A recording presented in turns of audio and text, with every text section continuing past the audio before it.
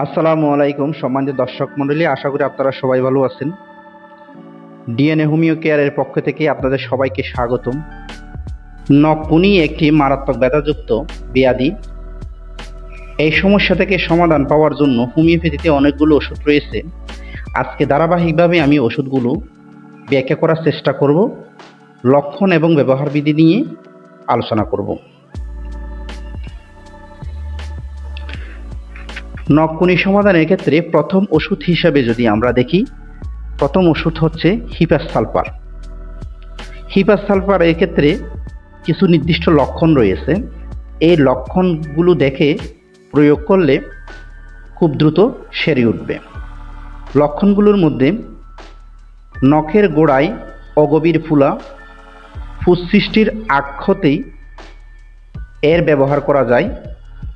বুড়ো আঙ্গুলটি কালো বর্ণ, বগলের গ্রন্থি স্ফীত, ঠান্ডা অসহ্য, হাত উঁচু করে রাখলে উপশম।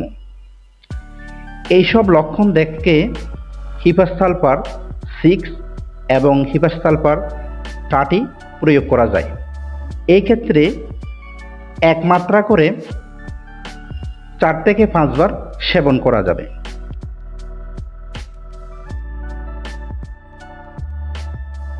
দুই নম্বর ওষুধ হিসাবে আমরা সাইলেশিয়াকে নিতে পারি। সাইলেশিয়ার কিছু নির্দিষ্ট লক্ষণ রয়েছে।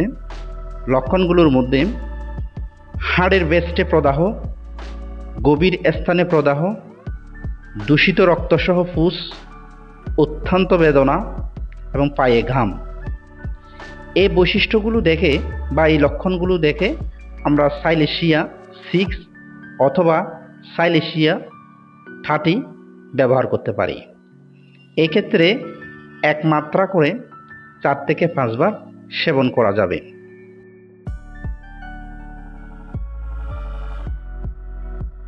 তিন নম্বর ওষুধ মার্কুরিয়াস। চামড়ার নিচে কোষিক ঝিল্লি এবং অস্থি প্রদাহ, বেদনা খুব বেশি নয়, তবে ধপধপ করে, নখ সহজে পড়ে যায়, পেশিবন্ধনের মধ্যে পুঁজ জমে, অত্যন্ত ঘাম হয় কিন্তু ঘামে উপশম হয় না, মুখ থেকে লালা ঝরে। এই ক্ষেত্রে আমরা মার্কুরিয়াস 6 অথবা মার্কুরিয়াস 30 ব্যবহার করতে পারি। এই ক্ষেত্রে এক মাত্রা করে 3 থেকে 4 বার সেবন করা যাবে।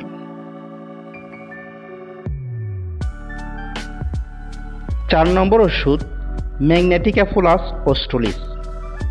এই ওষুধের ক্ষেত্রে নির্দিষ্ট কিছু লক্ষণ রয়েছে। লক্ষণগুলোর মধ্যে বৃদ্ধ আঙ্গুলের নখকুনিতে অসহ্য যাতনা, রোগীর পক্ষে পা ঝুলিয়ে বসা একদমই সম্ভব নয়। এই দুটি লক্ষণ দেখে আমরা ম্যাগনেটিকাফোলাস অস্ট্রালিস 200 অথবা ম্যাগনেটিকাফোলাস অস্ট্রালিস 1000 ব্যবহার করতে পারি।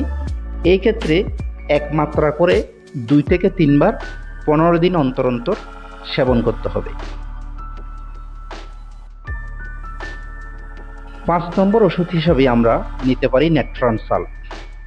নেট্রাম সাল্ফের ক্ষেত্রে কিছু লক্ষণ রয়েছে।